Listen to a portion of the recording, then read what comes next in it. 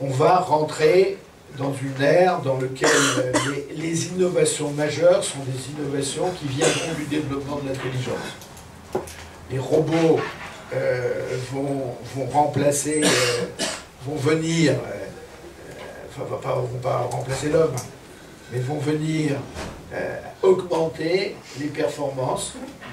Et d'ailleurs, une des auditions qu'on fait à l'Office le 2 juillet, je crois, le 29 juin, sur les auditions, d'ailleurs elles sont toujours publiques, hein, il faut regarder sur le site de l'Office, c'est robots et lois. Car on est en train de voir que énormément de points de la législation ne seront plus couverts par les robots et l'intelligence. On en fait une autre sur les objets connectés, notamment dans l'agriculture. On va prendre l'exemple de l'agriculture, car les objets connectés aujourd'hui apportent des informations, et à qui ces informations doivent être transmises, c'est un autre sujet, vous voyez, des sujets. Et petit à petit, on travaille de cette manière-là, en individualisant des thématiques et en les discutant.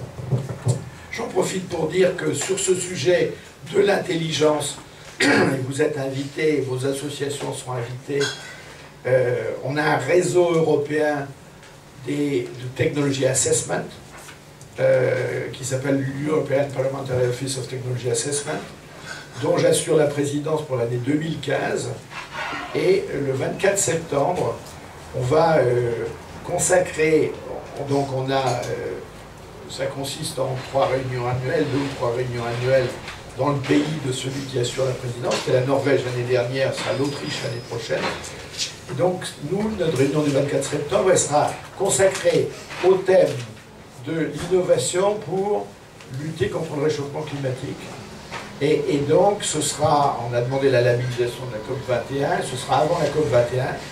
On aura une ouverture de Jean Jouzel, qui a reçu le prix Nobel pour le GIEC, l'ouverture de cette conférence, et on aura des parlementaires de tous les pays européens, membres de l'EPTA, notamment Barbara Lips, qui est présidente de la Commission de la Recherche et de l'Évaluation, à qui j'ai demandé de faire une intervention, qui est la présidente allemande, que j'ai vue plusieurs fois, de la Commission de la Recherche et de l'Évaluation. Donc l'intelligence va se développer, et c'est vrai, je partage le mot, quand on a vu, alors je répondrai à votre question finale, mais quand on a vu dans la loi qu'on avait supprimé la gestion active de l'énergie, c'est un combat d'arrière-garde. Et j'ai discuté avec les promoteurs de cette suppression. Ils pensent que finalement, la gestion active de l'énergie deviendra chère, d'où la question que vous posiez, et que comme c'est cher, il ne faut pas le mettre, parce que si c'est cher, ça veut dire que c'est les logements sociaux. En gros, c'est ça.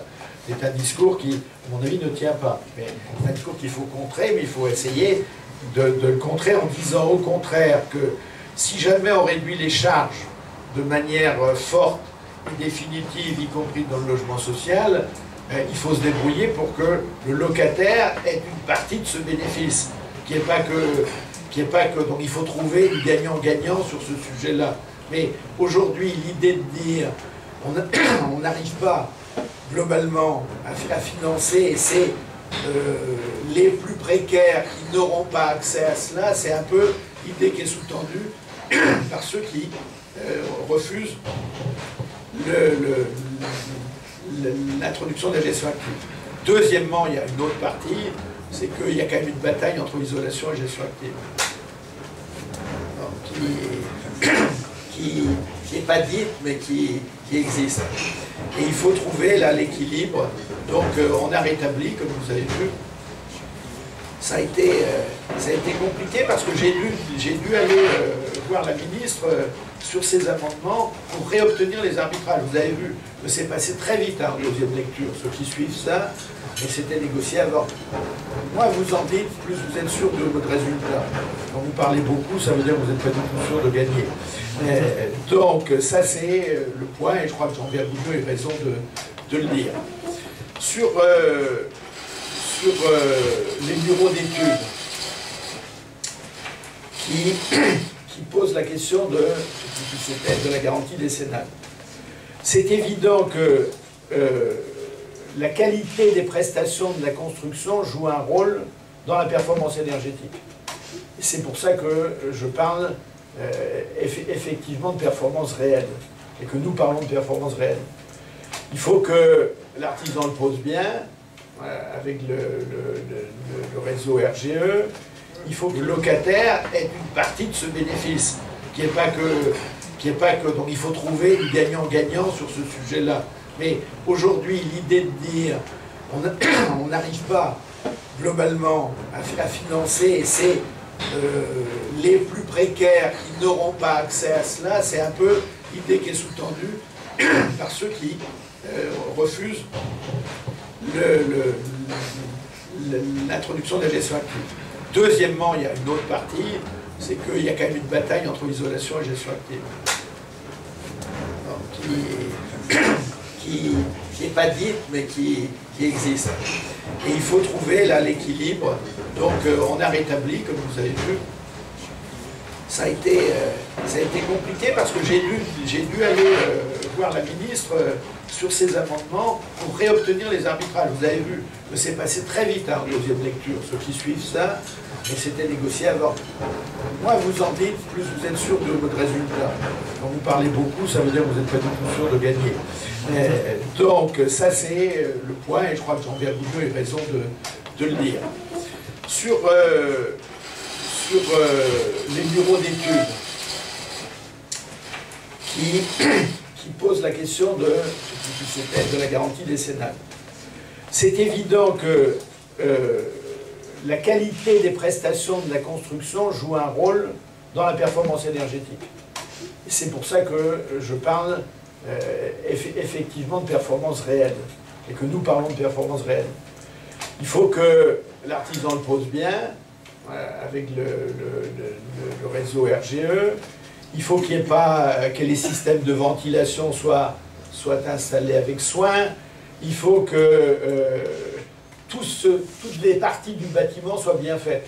Donc, il y a une responsabilité des prestataires, et les consommateurs s'agacent de constater que les promesses de performance énergétique portées par le discours public et portées par finalement les normes qu'on demande pour avoir le droit à certaines aides, eh ben, elles ne se traduisent pas toujours dans les faits.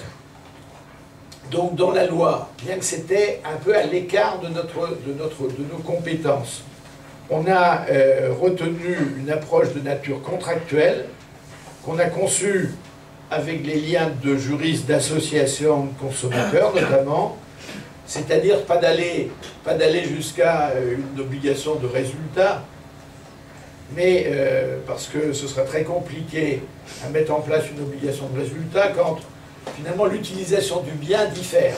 Quoique les Suédois ont mis en place un système d'ABAX qui permet, avec la performance réelle, de mesurer globalement si c'est les utilisations internes du bâtiment, c'est les utilisateurs qui sont responsables, ou si c'est au contraire un défaut de construction. Donc nous, ce qu'on souhaite, c'est de dire qu'un constructeur et un prestataire, ils s'engagent à dire s'il s'engage ou non à un résultat. Il peut dire, moi je m'engage à un résultat, s'il est sûr de son coût, avec finalement une association avec des prestataires. Et il faut prendre en compte la performance réglementaire, elle est exprimée en termes conventionnels, 5 usages, chaleur, eau chaude, éclairage, ventilation auxiliaire, mais refuser de réduire toute dérive de consommation à un comportement aberrant des utilisateurs. Il n'y a pas que des comportements aberrants qui vont expliquer à un moment donné des performances réelles insuffisantes. Donc, notre avis sur ce point, il a été suivi au Sénat, c'est de dire, soit le prestataire s'engage, et deuxièmement, on ferait jouer la responsabilité, et c'est un peu décennal, en cas d'écart manifeste de performance par rapport à celle qu'on aurait pu s'attendre. Donc c'est compliqué en droit, mais c'est la seule manière qu'on ait vu. Écart manifeste, alors c'est dur après à juger, hein, écart manifeste. Mais l'écart manifeste, ça veut dire qu'une jurisprudence pourrait se mettre en place pour dire qu'à un moment donné, si tous les indicateurs disent que ce n'est pas le comportement des utilisateurs, mais il y a eu une faute de construction, on pourrait arriver à ce moment-là à dire, et si le constructeur s'est engagé avant, il y a deux cas.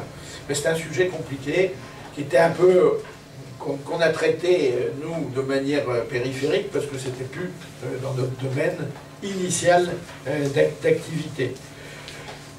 Actis, bon, bah, le Conseil de la concurrence, on suit. J'ai pas cité le cas des couches minces d'Actis, qui est aussi un dossier qui a largement défrayé la chronique. Et que c'est vrai que ça posait, quelles que soient les positions que vous pouvez avoir sur une nouvelle technologie, les questions de normalisation et de certification, c'est la question majeure. Bon, je crois qu'on a beaucoup insisté là-dessus. Madame Desfages, pour dire que vous faites appel et vous faites une convention avec l'IVD pour arriver finalement à résoudre des problèmes, c'est bien. Il peut y avoir d'autres organismes qui peuvent aider des gens à simplifier. Et ça